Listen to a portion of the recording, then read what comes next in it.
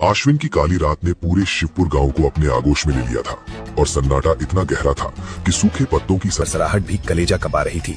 पगडंडी के दोनों ओर बाजरे के ऊंचे ऊंचे खेत किसी काली दीवार की तरह खड़े थे, मानो वे राहगीरों को निकलने का इंतजार कर रहे हों। इसी निर्जन रास्ते पर दो साए धीरे धीरे आगे बढ़ रहे थे। भाई रघुवीर, जरा तेज पैर चलाओ ना, मुझे सन्नाटे से बड़ी घबराहट हो रही है। माँ ने 100 बार मना किया था कि रात के वक्त इस भूलन चक वाले रास्ते से मत गुजरना। यहाँ की हवा में कुछ भारीपन है।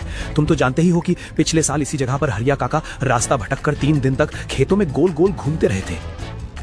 मदन, तुम अपनी ये दकियानूसी बातें बंद करो और चैन से चलो। ये सब तुम्हारे मन का वहम है और कुछ नहीं।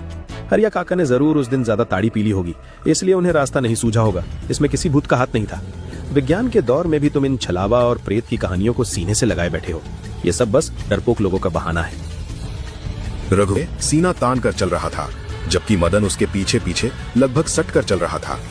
हवा अचानक से ठंडी हो गई और खेतों से एक अजीब सी सरसराहट होने लगी, जैसे कोई अदृश्य शक्ति उन दोनों के साथ साथ चल रही हो। पगडंडी अब और भी संकरी होती जा रही थी और धूल के गुबार पैरों से उठकर अंधेरे में विलीन हो रहे थे। मदन बार बार अपने कंधे के पीछे मुड़कर देखता, जैसे कोई उसका पीछा कर रहा हो। रघुवीर उसकी इस हालत पर बार बार हंस देता और उसे धिक्कारता। हंसो मत रघुवीर, मुझे साफ महसूस हो रहा है कि कोई हमारे ठीक पीछे चल रहा है और उसके पैरों की आवाज मेरे कानों में गूंज रही है।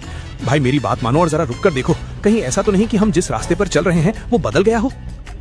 मदन, तुम तो पागल हो गए हो। मदन, इस रास्ते को हम बचपन से जानते हैं। यहाँ रास्ता कैसे बदल जाएगा? और पीछे कोई नहीं है। ये सिर्फ तुम्हारे जूतों की आवाज है जो इन खेतों से टकराकर वापस आ रही है। अगर तुम ऐसे ही डरते रहे तो हम आधी रात तक भी घर नहीं पहुंच पाएंगे। चुपचाप कदम बढ़ाओ और फालतू बातें सोचना बंद करो। दोनों दोस्त चलते रहे, पर रास्ता खत्म होने का नाम ही नहीं ले रहा था, जबकि आमतौर पर यह दूरी महज आधे घंटे की थी। रघुवीर आगे था और मदन उसके ठीक पीछे चल रहा था। दोनों के बीच लगातार बातचीत हो रही थी ताकि डर को कम किया जा सके। अचानक रघुवीर को कुछ अजीब महसूस हुआ, क्योंकि पीछे से आ रही मदन की आवाज एकाएक बंद हो गई थी। सन्नाटा अब पहले से कहीं ज्यादा भारी और डरावना हो गया था। रघुवीर ने चलते चलते ही कुछ पूछा, पर जवाब में सिर्फ झाड़ियों की आवाज आई। अरे मदन, चुप क्यों हो गए? मैंने पूछा कि कल शहर जाने के लिए बस कितने बजे की है। कुछ तो बोलो भाई। क्या अभी भी तुम अपनी उन भूतों वाली कहानियों में ही खोए हुए हो या फिर थक गए हो? मदन, मैं तुमसे कुछ पूछ रहा हूँ, जवाब क्यों नहीं दे रहे? मजाक मत करो और बोलो। रघुवीर रुका, पर वहां जो दिखा उसे देखकर उसके होश उड़ गए। पगडंडी बिल्कुल खाली थी। मदन का कहीं कोई नामो निशान नहीं था, जैसे वो जमीन निगल गई हो या आसमान खा गया हो। झाड़ियों के बीच कोई हलचल नहीं थी और न ही कहीं कोई आहट सुनाई दे रही थी। रघुवीर का वो विज्ञान वाला आत्मविश्वास एक पल के लिए डगमगा गया और उसकी सांसें तेज चलने लगी। ओ मदन, कहाँ छिप गए हो भाई? ये मजाक करने का समय नहीं है। जल्दी बाहर आओ, वरना मैं अकेला चला जाऊंगा। तुम हमेशा से ही डरपोक रहे हो, पर आज ये क्या नई हरकत कर रहे हो?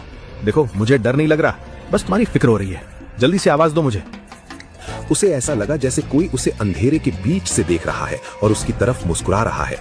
वो पसीने से तरबतर हो गया, जबकि रात की हवा बर्फीली हो चली थी। अचानक उसे अपनी दाईं ओर के खेत से किसी के दौड़ने की आवाज आई। ये मुमकिन ही नहीं है। अभी तो वो मुझसे बात कर रहा था, 2 सेकंड के अंदर वो कहाँ गायब हो सकता है? क्या सच में मदन ठीक कह रहा था कि इस रास्ते पर कुछ गड़बड़ है? नहीं रघुवीर, हिम्मत मत हारो। शायद वो डर के मारे आगे दौड़ गया होगा और किसी पेड़ के पीछे छिप गया होगा। रघुवीर ने फिर से चलना शुरू किया, पर इस बार उसकी चाल तेज थी और वो बार बार पीछे मुड़कर देख रहा था। उसके दिल की धड़कनें किसी नगाड़े की तरह बज रही थीं और उसका दिमाग तर्क ढूंढने की कोशिश कर रहा था। तभी थोड़ी दूर पर सड़क के बीचों बीच उसे एक साया खड़ा दिखाई दिया, जो बिल्कुल स्थिर था। तो रघुवीर के पैरों तले जमीन खिसक गई। वो कोई और नहीं बल्कि मदन ही था, जो सड़क पर पीठ फेर कर खड़ा था। मदन, तुम वहां कैसे पहुंच गए? अभी तो तुम मेरे पीछे थे और अचानक तुम मुझसे भी आगे निकल गए। ये कैसे हो सकता है? तुम मेरी बात का जवाब क्यों नहीं दे रहे और ऐसे बुत बनकर क्यों खड़े हो? क्या तुम मुझे डराने की कोशिश कर रहे हो? अगर ऐसा है तो यकीन मानो तुम सफल हो गए। मदन ने कोई जवाब नहीं दिया। वो वैसे ही स्थिर खड़ा रहा जैसे उसका शरीर पत्थर का बन गया हो। रघुवीर धीरे धीरे उसके पास, उसका हाथ कांप रहा था। जैसे जैसे वो करीब गया, उसे महसूस हुआ कि मदन का कद सामान्य से कुछ इंच लंबा लग रहा है। हवा में एक अजीब सी सड़ांध फैलने लगी थी, जैसे पास ही में कोई जानवर मर गया हो। रघुवीर ने कांपते हुए हाथ से मदन के कंधे को छूने की कोशिश की। भाई मदन, मेरी तरफ देखो, तुम ऐसे चुप क्यों हो? चलो अब घर चलते हैं। मैं मान गया कि तुम्हारी बातें सच थी, बस अब और मत डराओ। तुम्हारी ये चुप्पी मुझे अंदर से तोड़ रही है। आखिर तुम मुझसे नाराज क्यों हो? बोलो मदन, कुछ तो बोलो यार। जैसे ही रघुवीर का हाथ उस साए के कंधे को छूने वाला था, वो साया अचानक से एक भयानक ठहाके के साथ हवा में विलीन हो गया। रघुवीर के हाथ में सिर्फ धुंध और ठंडी हवा आई। वहां कोई इंसान नहीं था। अगले ही पल उसे वही मदन फिर से 100 कदम आगे सड़क पर खड़ा दिखाई दिया, पर इस बार वो उसकी तरफ मुड़ा हुआ था और उसके चेहरे पर एक ऐसी मुस्कान थी जो किसी इंसान की नहीं हो सकती थी। उसकी आंखें अंधेरे में बिल्ली की तरह चमक रही थी। क्या हुआ रघुवीर भाई? अभी तो तुम कह रहे थे कि भूत प्रेत सब वहम होते हैं और विज्ञान ही सब कुछ है। तो बताओ, माता रानी तुम्हारा के विज्ञान आशीर्वाद क्या से कहता आपके है? माँ बाप मैं की उम्र तुम्हारे लंबी पीछे हो। भी माता हूँ, रानी का तुम्हारे आगे आशीर्वाद भी बना हूँ रहे। और लाइक एंड सब्सक्राइब कीजिए मेरे दोस्तों।